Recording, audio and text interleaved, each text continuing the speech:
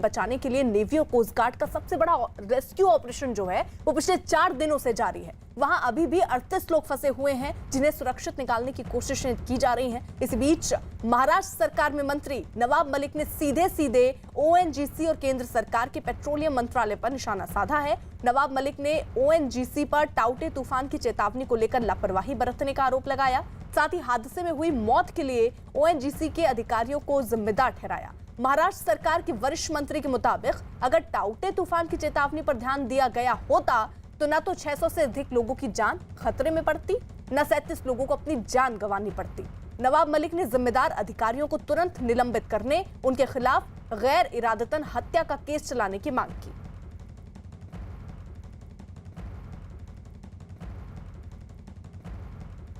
ये सीधे जिम्मेदारी ओएनजीसी की है। ओएनजीसी कहेगी कि एफकॉन की है, एफकॉन कहेगा कि बार्ज मालिक की है। कल हमने मुद्दा उठाया तो धर्मेंद्र प्रधान जी ने रात में इंक्वायरी पैनल सेटअप किया है, लेकिन सिर्फ इंक्वायरी पैनल सेटअप करने तक ही चलेगा नहीं। चाहिए सरकार को कि जो अधिकारी इसके लिए जिम्मेदार है उन्हें तत्काल रूप से सस्पेंड करे और 304 के तहत मुकदमा दर्ज हो सदोष मनुष्यबल हत्या का, और जो भी दोषी है उसकी जिम्मेदारी तय की जाए।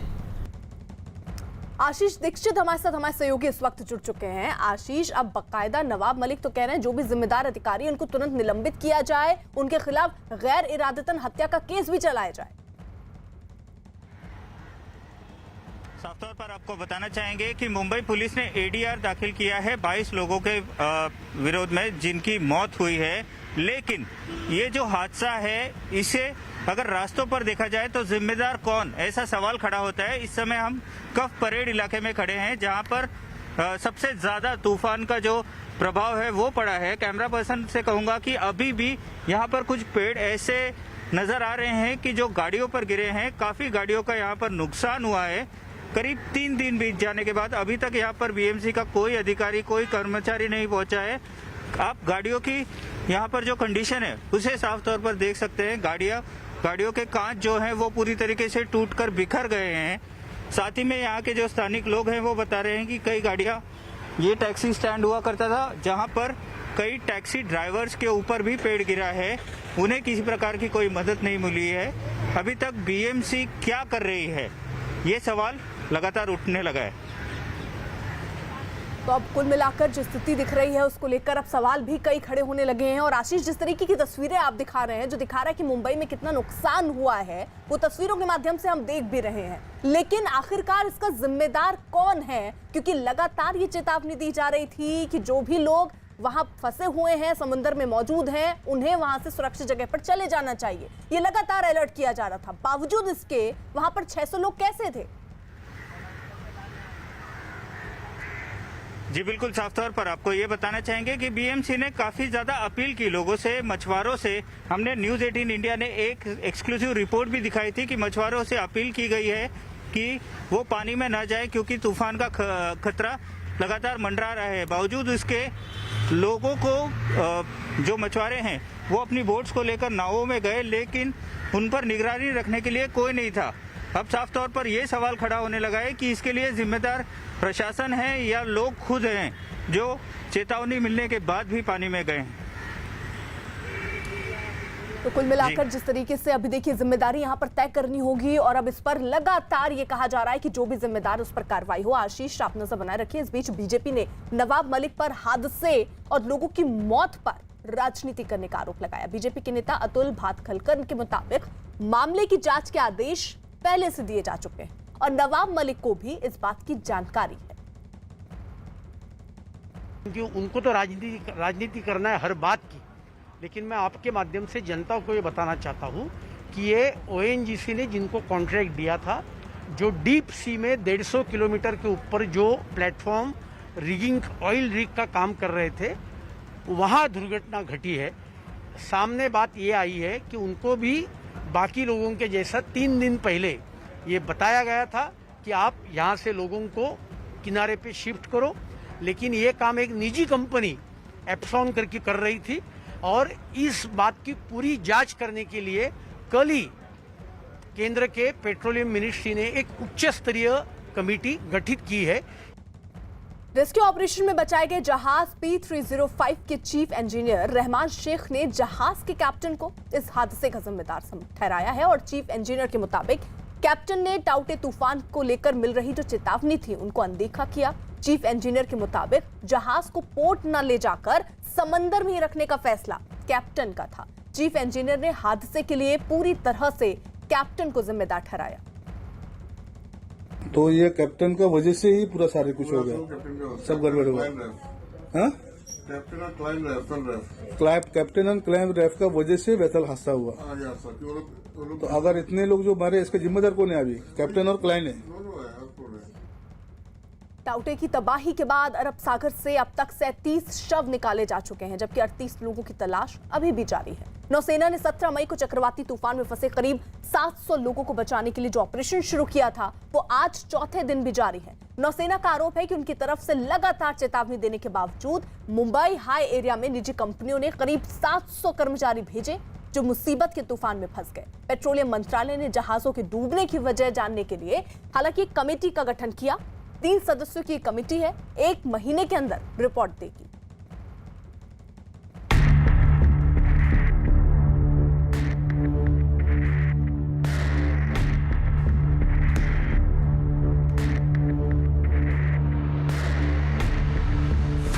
तूफान में फंसे कई लोगों की मौत की पुष्टि। अरब सागर से निकाले गए कई शव। बचाव के लिए नेवी और कोस्ट गार्ड का ऑपरेशन। जहाजों के डूबने की होगी जांच। पेट्रोलियम मंत्रालय ने बनाई कमेटी।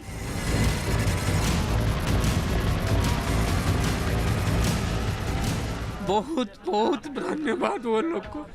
उन लोग के लिए तो आज हम जिंदा है, नहीं तो कोई नहीं बचता। आपके बाकी साथियों की स्थिति के बारे में बता पाएंगे कुछ? जो अभी वो हमारा जैसा ही स्थिति है सब। जानलेवा तूफान की चपेट में आने के बाद खुद के सही सलामत होने पर भावुक अभय की जुबान नेवी का गुणगान करते थक नहीं रही। मौत के जबड़े से कोई उन्हें और उनके साथियों को छीन कर ले आया तो वो नेवी और कोस्ट गार्ड के जांबाज ही थे। अब इन जवानों की शौर्य की तस्वीरें भी सामने आ रही हैं, जो हादसे के 4 दिन बाद भी अपनी जान पर खेलकर लापता लोगों की तलाश करते दिखे, इस उम्मीद में कि शायद अब भी कोई जिंदगी तूफानी हवा, समंदर की गहराई और पानी की लहरों को चुनौती दे रहा हो।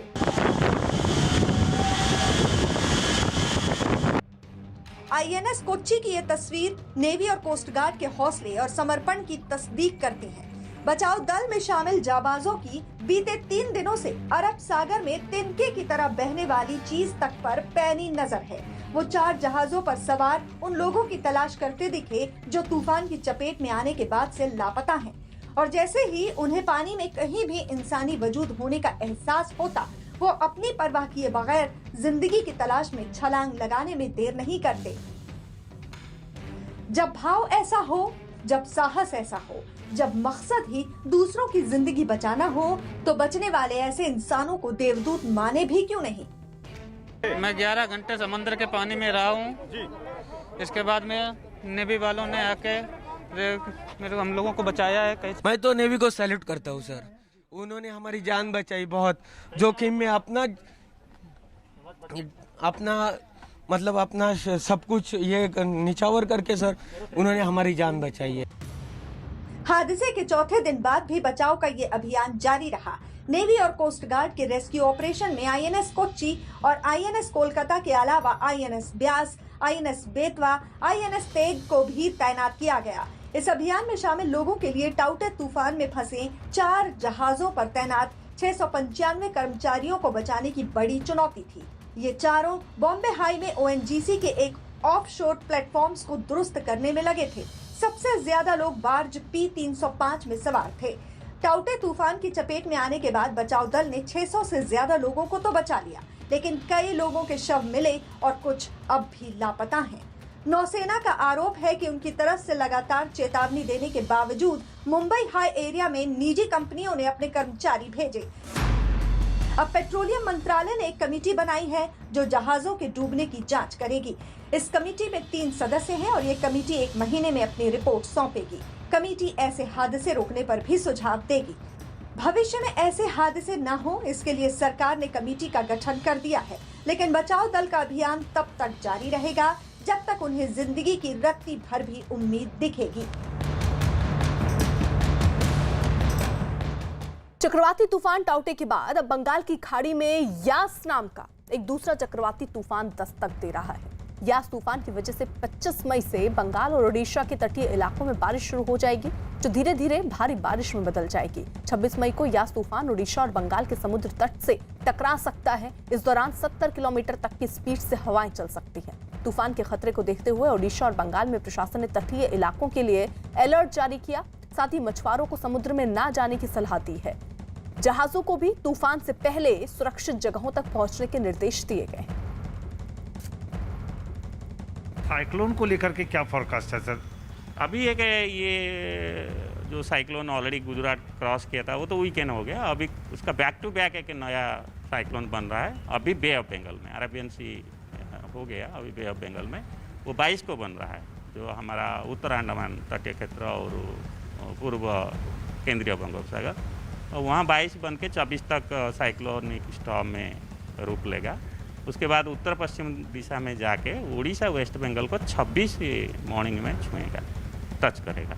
तो इसलिए हम उड़ीसा वेस्ट बंगाल कोस्ट का अभी now from Gujarat and Maharashtra, अभी हमारा अटेंशन जो है उड़ीसा वेस्ट बंगाल और अंडमान जो आइलैंड वगैरह है उसका वार्निंग हम टाइम टू टाइम शुरू कर दिया, वार्निंग और गाइडेंस। तो ये हमारा लगभग 5 से 7 दिन प्रोसेस रहेगा, 22 से 27 तक। और बाद में ये सिस्टम भी बिहार झारखंड को अफेक्ट करेगा। जैसे आपने देखा होगा तोकते वो जो है गुजरात से होकर के उत्तर प्रदेश तक अफेक्ट किया है। तो ये जो नया सिस्टम बनेगा उनका नाम है यास, YASS, यास, अच्छा नाम है। और ये जो है उड़ीसा वेस्ट बंगाल को हिट करेगा। 26 तारीख को मॉर्निंग से शुरू करेगा इनकी इम्पैक्ट, और ये फिर लैंडफॉल के बाद अंदर जाएगा। टाउटे तूफान का असर पहाड़ों पर भी दिख रहा है। टाउटे के असर से उत्तराखंड के कई इलाकों में भारी बारिश हो रही है। उत्तराखंड के चकराता में बादल फटने की खबर है। स्थानीय प्रशासन के मुताबिक बादल फटने के बाद से 4 लोग लापता हैं। प्रशासन लापता लोगों की तलाश में जुटा है। मौसम विभाग ने अगले 24 घंटे के लिए भारी बारिश का अलर्ट जारी किया है। गंगोत्री और यमुनोत्री में भी बारिश और पहाड़ियों पर बर्फबारी हो रही है। यमुनोत्री हाईवे 3 जगहों पर बंद है, जबकि गंगोत्री राष्ट्रीय राजमार्ग जमीन धंसने के कारण धरासू और रुतड़ी सेरा के पास बंद है। बॉर्डर रोड ऑर्गेनाइजेशन सड़कें दुरुस्त करने में लगा है।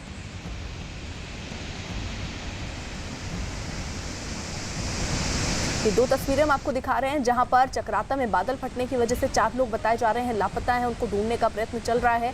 वहीं गंगोत्री हाईवे की तस्वीरें भी हम आपको दिखा रहे थे, किस तरीके के हालात बने हुए हैं लोगों के लिए। अभी फिलहाल हाईवे बंद किया गया है। स्थिति को देखते हुए ये चकराता की तस्वीर हम आपको दिखा रहे हैं, जहां पर देखिए हालात कैसे बने हुए हैं। कई जगहों पर बादल फटने के बाद कुछ हालात ऐसे हैं, हाईवेज बंद करने पड़े हैं और लोगों को भी खासी दिक्कतों का सामना करना पड़ रहा है। तो टाउटे का असर उत्तराखंड में भी दिख रहा है।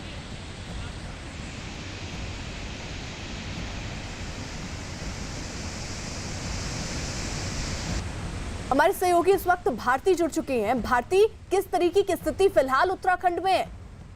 देखिए, पहाड़ों की अगर हम बात करें, वहां पर लगातार बारिश हो रही है। देहरादून में बारिश रुक गई दोपहर बाद से ही, लेकिन दिन भर जो बारिश हुई है उससे नुकसान काफी हुआ है। अर्पिता, सबसे पहले टिहरी की मैं बात बताऊं, यहाँ पर NH 74 पर मलबा आया और चंबा धरासू के पास ये एक गांव में घुस गया, खाड़ गांव में घुस गया।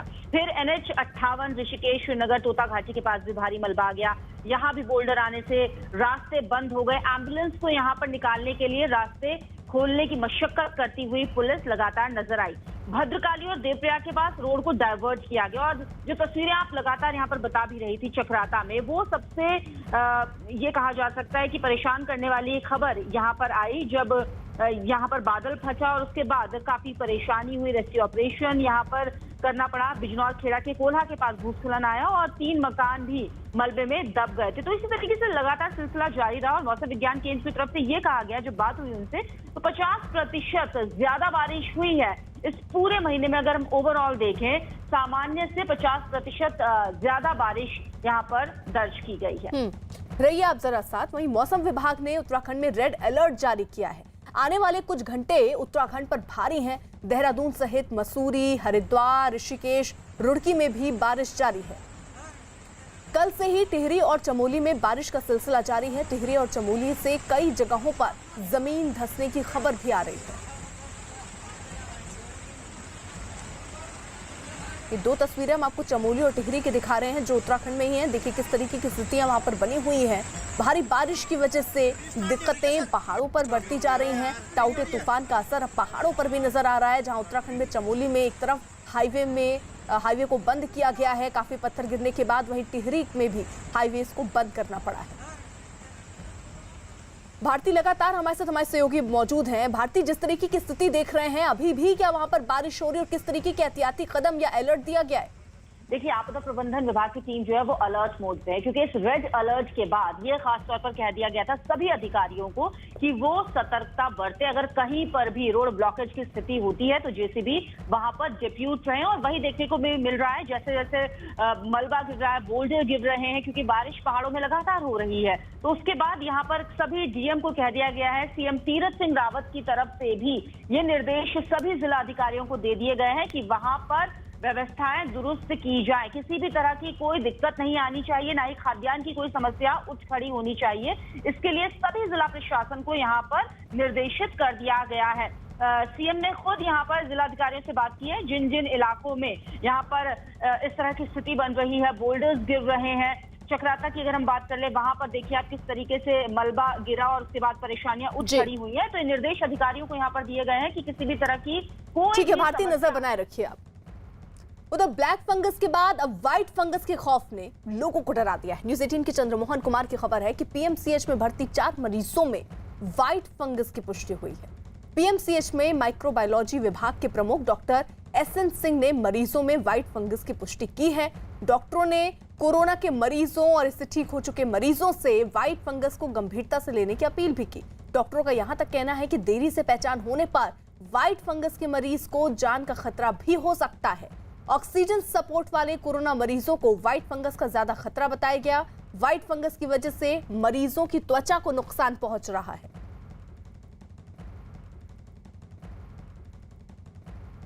कोरोना के संक्रमण पर बड़ी खबर आ रही है। भारत सरकार के प्रधान वैज्ञानिक सलाहकार ने कहा है कि कोरोना वायरस हवा में 10 मीटर तक जा सकता है। यही वजह है कि उन्होंने कोरोना से बचने के लिए वेंटिलेशन पर जोर दिया है। लोगों को घर के दरवाजे और खिड़कियां बंद होने पर एग्जॉस्ट फैन चलाने की सलाह दी गई है। तो वेंटिलेशन बढ़ाने पर जोर दिया गया। कई गाइडलाइंस एक तरीके से जारी की गई है, जहां पर यह बताया गया कि पहले ये खबरें आई कि हवा में भी वायरस फैलता है, लेकिन अब जो जानकारी मिल रही है कि ये वायरस जो है वो हवा में 10 मीटर तक जा सकता है। और यही वजह है कि ये गाइडलाइंस में कहा गया कि इससे बचने के लिए वेंटिलेशन पर जोर दीजिए और घर की अगर खिड़की और दरवाजे बंद हैं तो एग्जॉस्ट फैन जरूर चलाएं। कोरोना की जांच को लेकर आईसीएमआर ने बड़ा फैसला किया। आईसीएमआर ने घर में कोरोना का टेस्ट करने के लिए एक रैपिड एंटीजन टेस्ट किट को मंजूरी दी और इस किट की कीमत 250 रुपए बताई जा रही है। इस किट का इस्तेमाल करने वाले लोग नाक के जरिए सैंपल लेकर संक्रमण की जांच कर सकेंगे। इसके इस्तेमाल के लिए नए एडवाइजरी भी जारी की गई है। आईसीएमआर की ओर से जारी बयान के मुताबिक घर में जांच सिर्फ वही कर सकेंगे जिनमें कोरोना के लक्षण हो या फिर वो किसी कोरोना संक्रमित के संपर्क में आए हो।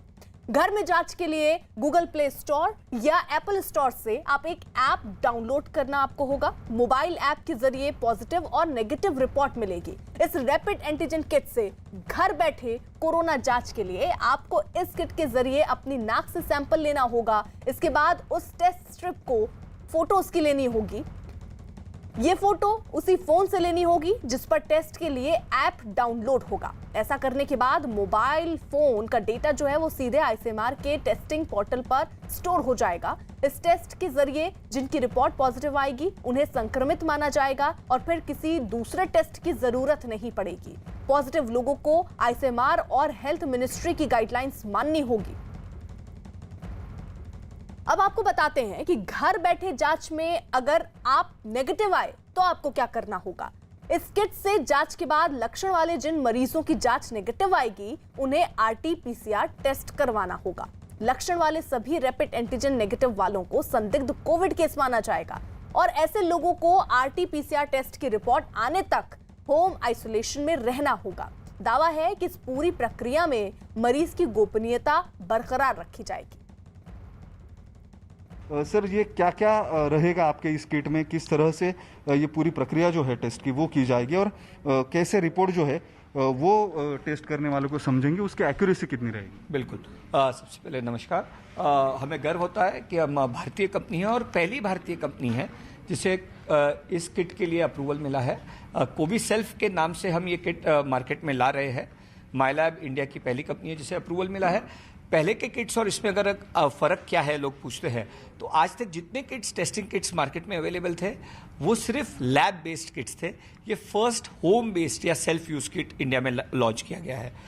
इसका इस्तेमाल बहुत ही सरल, सिंपल और सेफ है और मिस्टेक प्रूफ है ये। और 6 महीने की R&D हमें लगी थी इसको सिंपल एंड सेफ बनाने के लिए।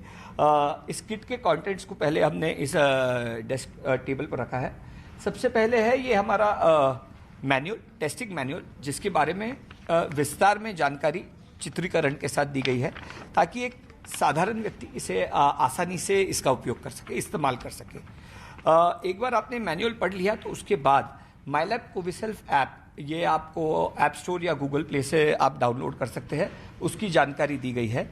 वो डाउनलोड करने के बाद आप टेस्ट करने के लिए तैयार हैं। अच्छा, ये यूज़र मैनुअल है, इसके हिसाब से ये पढ़ने के बाद आप आसानी से टेस्ट कर सकते हैं। बिल्कुल।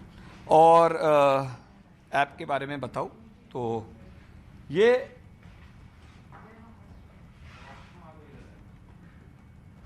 माइलैब कोविसेल्फ ऐप आप डाउनलोड कर सकते हैं। अब आप टेस्ट के लिए तैयार है।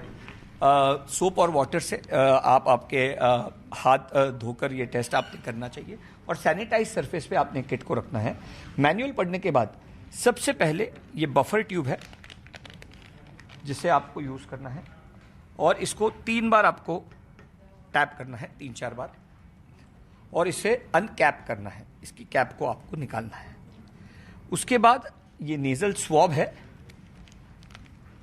आपको जो स्वॉब सैंपल के लिए लेना है वो है, और इसे आपको निचले हिस्से से आपको इसे ब्रेक करना है और अभी आप टेस्ट के लिए तैयार हो। आपको जिस भी व्यक्ति का टेस्ट करना है उसके नोज में, नाक में आपको ये मात्र 3 से 4 सेंटीमीटर अंडर आपको ये डालना है, उससे ज़्यादा नहीं, और 5 बार आपको ये रोल करना है दोनों नॉस्ट्रिल्स में, नाक के दोनों हिस्से में, और उसके बाद आपको ये जो है इस बफर ट्यूब में डालना है और बाद में डालने के बाद ये बफर ट्यूब को दबा के इसको आपको 10 बार इसे हिलाना है। उसके बाद ये ब्रेकेज पॉइंट है, इस ट्यूब में रहते ही इस ब्रेकेज पॉइंट को आपको तोड़ना है ताकि ये स्वॉब अंदर रहे और कंटैमिनेशन का कोई खतरा ना रहे। ये करने के बाद आपको इसे ड्रॉपर को सील टाइट करना है और ये जो कैसेट है इसे फ्लैट सरफेस पे रख के इसका ये जो वेल है इस हिस्से में 2 बूंद आपको डालनी है, मात्र 2 बूंद, एक समान 2 बूंद हमारे इस ट्यूब से निकलती है। ये भी एक बड़ा इनोवेशन हमने किया है। 2 बूंद डालने के बाद आपको QR कोड आपके ऐप में स्कैन करना है और आपकी ऐप की प्रक्रिया शुरू हो जाती है। ये बफर इस कैसेट में ऊपर आता है और सबसे पहले C लाइन आती है। C लाइन आने का मतलब यह है कि आपने टेस्ट ठीक से कंडक्ट किया है, करेक्ट किया है। अगर आप पॉजिटिव हो तो जनरली आमतौर पर 5 से 7 मिनट में T लाइन आ जाती है। इसका मतलब C और T लाइन दोनों लाइन अगर आई है तो आप पॉजिटिव हो। आपको 15 मिनट का अलार्म हमारे ऐप में होता है। 15 मिनट का अलार्म बजने के बाद सिर्फ C लाइन आई है तो आप नेगेटिव हो, C और T लाइन पहले ही आ जाती है, आप पॉजिटिव हो। आपको और एक बात का ध्यान रखना है, सिर्फ T लाइन या कोई लाइन अगर नहीं आई है तो इसका मतलब ये इनवैलिड टेस्ट है, आपने ठीक से टेस्ट नहीं कंडक्ट किया। तो अगर फिर से टेस्ट करना हो तो नया किट इस्तेमाल करना पड़ेगा। टेस्ट किट का रिजल्ट आने के बाद आपको फिर से रिजल्ट को ऐप में इसका पिक्चर लेना है, भेजना है, ताकि आपको आपके ऐप पर ही आपका रिपोर्ट मिल जाएगा। उसके बाद हमने ये बायो हजार्ड बैग दी है इसका सेफ डिस्पोजल करने के लिए। इस बायो हजार्ड बैग में आपको ये कंटेंट्स जो है जो आपने टेस्ट में यूज और किए इस्तेमाल की हुई चीजें इसमें रखनी है आपको डिस्पोज ऑफ इसको करने के सील लिए। करके आप डिस्पोज करोगे तो कंटेमिनेशन का खतरा भी नहीं रहेगा। उत्तराखंड में बच्चों में कोरोना का संक्रमण तेजी से बढ़ने के मामले में प्रशासन अब चिंता में है और जानकारी ये मिल रही है कि राज्य में पिछले 45 दिनों में 9 साल के करीब 3000 बच्चे कोरोना की चपेट में आए हैं। अभी तक दूसरी लहर सिर्फ युवाओं के लिए ही खतरनाक मानी जा रही थी, लेकिन अब बच्चों के भी कोरोना की चपेट में आने से डॉक्टर भी चिंतित हैं। ये आंकड़े 16 मई तक के हैं। परेशान करने वाली बात यह है कि पिछले 10 दिन में इस संक्रमण में तेजी आई है। डॉक्टरों के मुताबिक परिवार के बड़े लोगों के घर पर आइसोलेशन की वजह से बच्चों में संक्रमण की दर बढ़ी है। तो बड़ी खबर इस वक्त आ रही है, 3000 बच्चे पॉजिटिव हुए हैं। जैसे कि आंकड़े तस्दीक करते हैं कि अप्रैल और मई के महीने में एक महीने के ही दौरान हमारे 0 से 9 आयु वर्ग के 1000 से ऊपर बच्चे और 10 से 19 आयु वर्ग के 4000 से ज़्यादा लोगों में ये संक्रमण देखने को मिला है। सुनील नवप्रभात हमारे साथ हमारे सहयोगी इस वक्त जुड़ चुके हैं। सुनील, ये बड़ी चीज है कि राज्य में अगर 45 दिन के आंकड़े को देखें तो 9 साल के करीब 3000 बच्चे कोरोना की चपेट में आए हैं। बिल्कुल अर्पिता, क्योंकि हमने जब आंकड़ों को खंगाला तो पिछले साल मार्च में उत्तराखंड में पहला केस कोविड का आया था 15 मार्च को, और 15 मार्च से मार्च 2021 तक पूरे एक साल में 12 महीने में करीब 2500 के आसपास बच्चे 0 से 9 साल के जो थे वो संक्रमित हुए। लेकिन इन 45 दिनों में अप्रैल से और अभी मई तक करीब 3000 के आसपास बच्चे संक्रमित हुए हैं जो 0 से 9 साल के हैं। इसको लेकर जरूर अब चिंता जाहिर की जा रही है, लेकिन इसके साथ साथ अर्पिता डॉक्टर्स का ये भी कहना है, जो चाइल्ड स्पेशलिस्ट हैं, कि बच्चों में अभी इसकी जो सीवियरिटी है, इसकी जो गंभीरता है वो बहुत कम देखने को मिल रही है। लेकिन इतना जरूर है कि अब छोटे बच्चे भी इसकी जद में आ रहे हैं, और इसको देखते हुए सरकार ने भी, चूंकि थर्ड वेव की भी आशंका जताई जा रही है, तो इसको देखते हुए सरकारी लेवल पर भी लगातार तैयारियां शुरू हो गई हैं। ऋषिकेश में जो 500 बेड का हॉस्पिटल बन रहा है, इसके अलावा हल्द्वानी में जो 500 बेड का हॉस्पिटल बन रहा है, उसमें बच्चों के लिए स्पेशल 32 बेड अलग से आईसीयू के क्रिएट किए जा रहे हैं। और इसके अलावा जो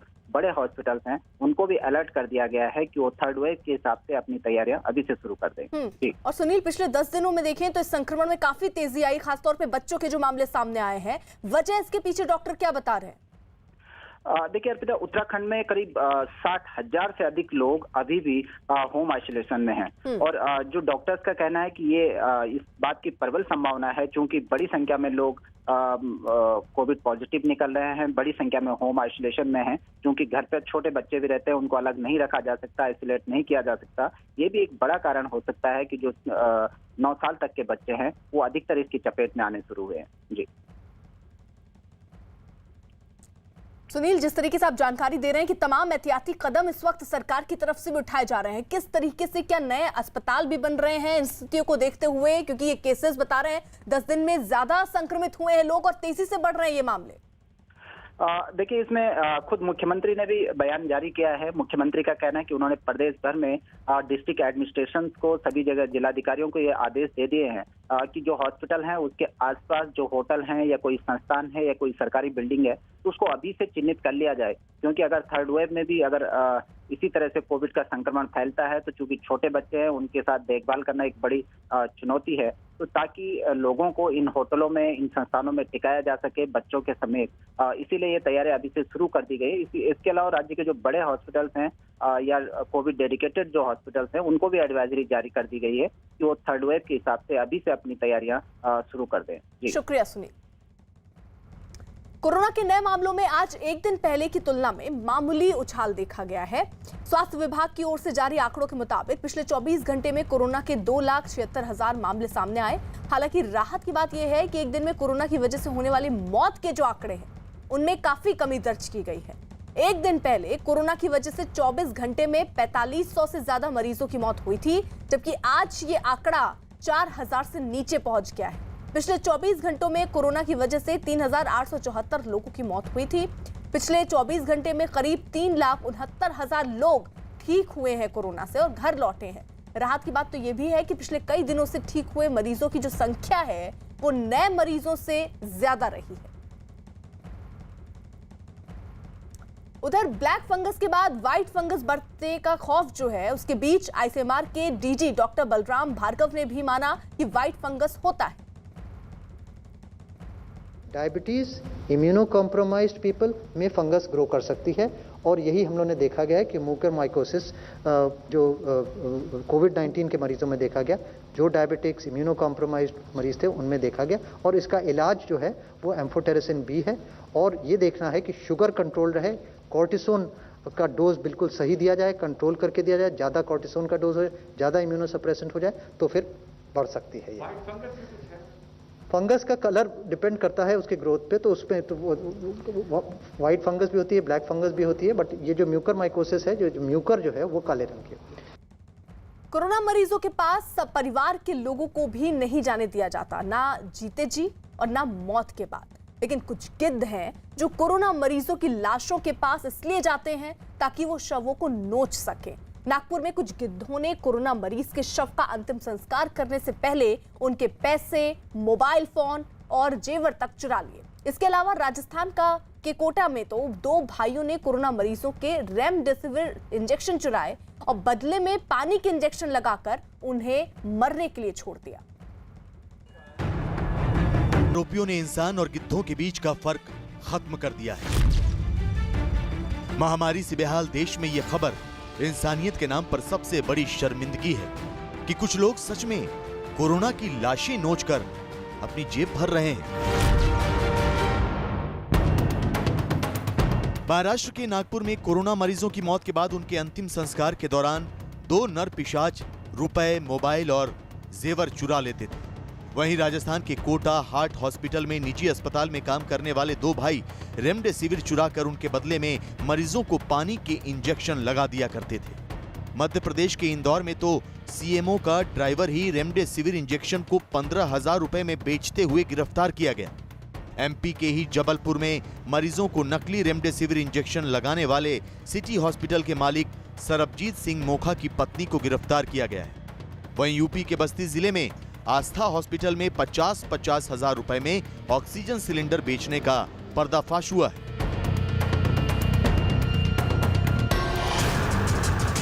कोरोना काल में अब तक न्यूज 18 पर आपने देश के कई गिद्ध गैंग देखे हैं, लेकिन आज जिन लोगों से आपका सामना होने वाला है उन्हें कोसने के लिए आपके पास भी शब्द शायद कम पड़ जाएंगे।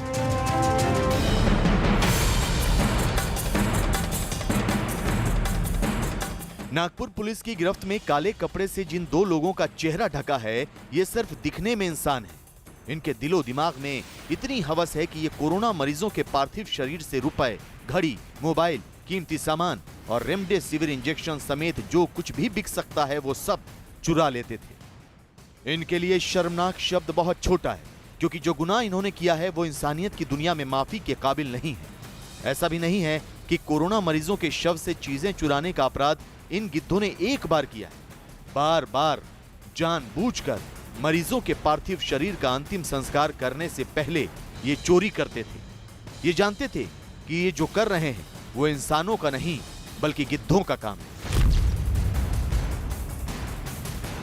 नागपुर पुलिस के मुताबिक आरोपी गणेश उत्तम और छत्रपाल किशोर से कोरोना मरीजों के शव से चोरी की गई घड़ियां बरामद की गई। मरने वालों से चुराए गए मोबाइल फोन बरामद हुए हैं। कुछ महिलाओं के शव से जेवर और रुपए चुराए गए थे। दोनों आरोपियों को गिरफ्तार करके करीब 2.25 लाख रुपए कैश बरामद किया गया है। अंजलि तिवारी नाम की एक महिला ने 17 मई को नागपुर के तहसील थाने में शिकायत दर्ज कराई थी। महिला के मुताबिक उसके पिता की कोरोना से मौत हो गई थी। अस्पताल में इलाज के दौरान बातचीत हो जाती थी, लेकिन 1 अप्रैल को पिता की मौत के बाद उनके पास से 18,000 रुपए और मोबाइल चोरी हो गया।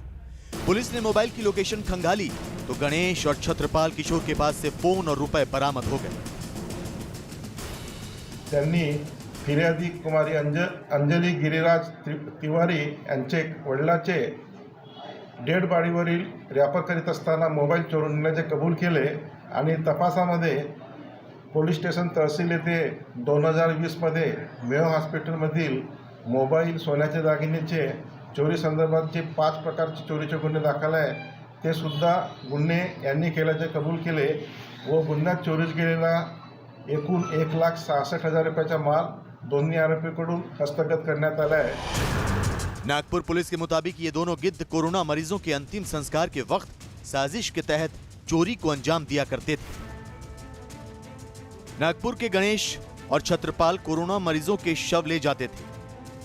शव का अंतिम संस्कार करने के वक्त परिवार वालों को दूर रहने की हिदायत देते थे। उसके बाद पीपीई किट पहनकर शव की तलाशी लेते थे। मरे हुए मरीज के कपड़ों से जो भी मिलता चुरा लेते। कई मरीजों के बचे हुए रेमडेसिविर इंजेक्शन भी चुराए। आरोपियों ने 6 से ज्यादा शवों से चोरी की बात कबूल की है। इन गिद्धों को अदालत से जो भी सजा मिले, लेकिन देश इन्हें गिद्ध ही कहेगा, क्योंकि सिर्फ इंसानों जैसी शक्ल नहीं बल्कि संवेदना भी जरूरी है। जो लोग इस महामारी में इंसानों की मौत के बाद उनके शव से चीजें चुराते हैं, वो इंसान की शक्ल में नर पिशाच हैं।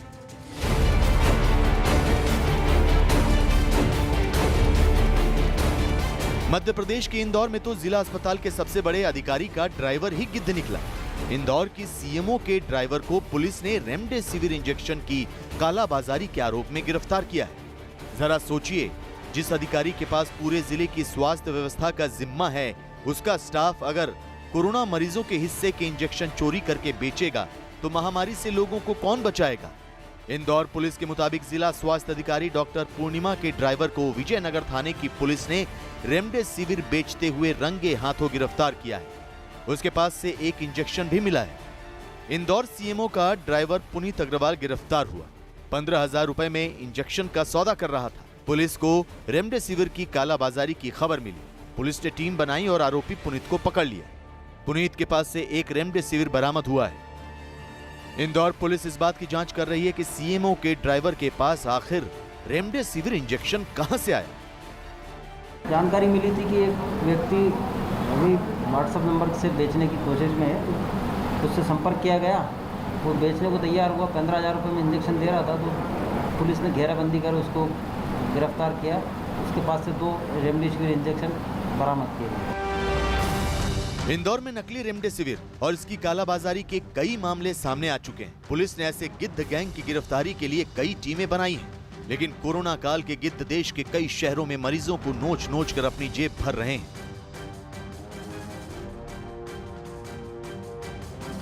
राजस्थान के कोटा में कोरोना मरीजों की जिंदगी को पानी की भेंट चढ़ाया जा रहा था। कोटा हार्ट हॉस्पिटल में बने कोविड वार्ड में तैनात 2 भाई मरीजों को लगने वाले रेमडेसिविर इंजेक्शन चुरा लेते थे।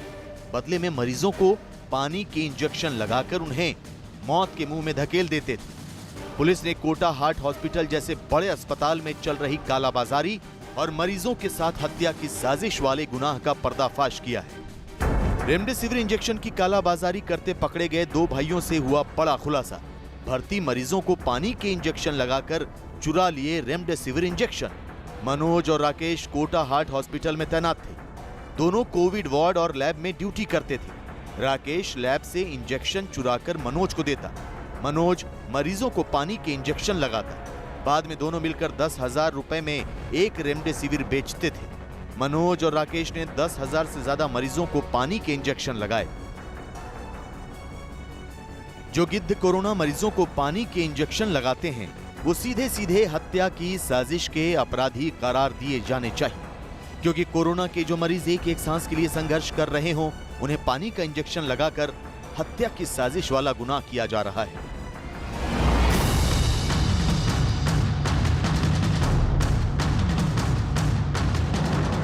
यूपी के बस्ती में इस निजी अस्पताल का नाम आस्था हॉस्पिटल है, लेकिन यहां मरीजों की जान बचाने के बजाय उनकी जिंदगी का सौदा होता है। बस्ती के कोतवाली थाना क्षेत्र में आस्था हॉस्पिटल एंड यूजे पैरामेडिकल कॉलेज है। प्रशासन के मुताबिक यहां कोरोना मरीजों के नाम पर एक ऑक्सीजन सिलेंडर 50,000 रुपए में बेचा जाता था। एसडीएम और पुलिस टीम ने छापा मारा तो अस्पताल के अंदर से 5 सिलेंडर बरामद हुए। स्वास्थ्य विभाग की टीम ने हॉस्पिटल को सील कर दिया है। पुलिस ने हॉस्पिटल के संचालक अजीत चौधरी को हिरासत में ले लिया है। अस्पताल के मालिक अनिरुद्ध की तलाश जारी है। यहाँ ये शिकायत मिली थी कि 50,000 रुपये में ये सिलेंडर मिल सकता है।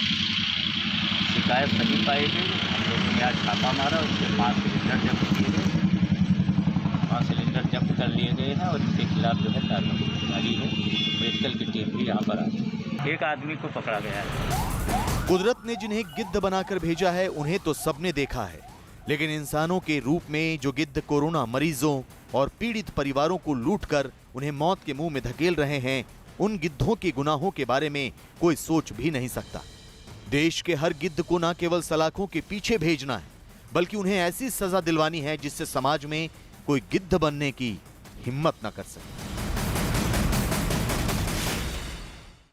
कोरोना पर प्रधानमंत्री की जिला अधिकारियों के साथ बैठक पर मुख्यमंत्री को नहीं बोलने देने का आरोप लगाने वाली ममता बनर्जी घिरती नजर आ रही हैं। ममता के आरोपों पर बीजेपी ने पलटवार करने में देर नहीं लगाई। बीजेपी ने ममता बनर्जी पर प्रधानमंत्री की जिला अधिकारियों के साथ बैठक पर सियासत करने का आरोप लगाया। खबर है कि बैठक में बंगाल के उत्तर 24 परगना जिले के डीएम को बोलने का मौका दिया जाना था, लेकिन ममता बनर्जी ने ऐसा नहीं होने दिया और आखिरी वक्त पर उनकी बातचीत को रद्द करना पड़ा। इसके अलावा ममता बनर्जी ने आरोप लगाया कि बैठक में सिर्फ बीजेपी शासित राज्यों के डीएम को बोलने का मौका मिला, जबकि बैठक में विपक्षी दलों की सत्ता वाले छत्तीसगढ़, राजस्थान, महाराष्ट्र, आंध्र प्रदेश और केरल के जिला अधिकारियों को बोलने का पूरा मौका नहीं दिया गया। मुख्यमंत्रियों को नहीं बोलने देने का आरोप लगाने वाली ममता बनर्जी कोरोना संकट पर प्रधानमंत्री की मुख्यमंत्रियों के साथ जो कई बैठकें हुई उनमें शामिल पहले भी नहीं हुई है। हालांकि प्रधानमंत्री की किसी बैठक से ममता बनर्जी की दूरी बनाने का ये जो सिलसिला है वो नया नहीं है। इससे पहले 2014, 2015 और 2019 में भी ममता बनर्जी प्रधानमंत्री की बैठक से किनारा कर चुकी हैं। ममता बनर्जी जी जो बंगाल की मुख्यमंत्री हैं, आज उनका आचरण बहुत ही अशोभनीय रहा है। उन्होंने पूरी मीटिंग को एक प्रकार से डिरेल करने की कोशिश की कि वो मीटिंग सफल ही नहीं हो। उन्होंने कहा कि सिर्फ भाजपा प्रदेश के डीएम्स को बुलाया जाता है मीटिंग के लिए, जबकि पूर्व में आंध्र प्रदेश के डिस्ट्रिक्ट मजिस्ट्रेट, छत्तीसगढ़, महाराष्ट्र, केरल आदि प्रदेश के भी जिलाधिकारियों ने अपनी बात रखी है। इससे पहले प्रधानमंत्री नरेंद्र मोदी ने आज कोरोना संकट पर 10 राज्यों के 54 जिलाधिकारियों के साथ बैठक की। इस बैठक में इन राज्यों के मुख्यमंत्री भी शामिल हुए। बैठक के बाद बंगाल की मुख्यमंत्री ममता बनर्जी ने प्रधानमंत्री पर बड़ा हमला बोला। उन्होंने बैठक में कई मुख्यमंत्रियों को नहीं बुलाने देने का आरोप लगाया और कहा कि बैठक के दौरान ज्यादातर मुख्यमंत्री कठपुतली की तरह बैठे रहे। यही नहीं, उन्होंने ये भी कहा कि बैठक में न तो वैक्सीन पर चर्चा हुई, न ही ब्लैक फंगस के मुद्दे पर।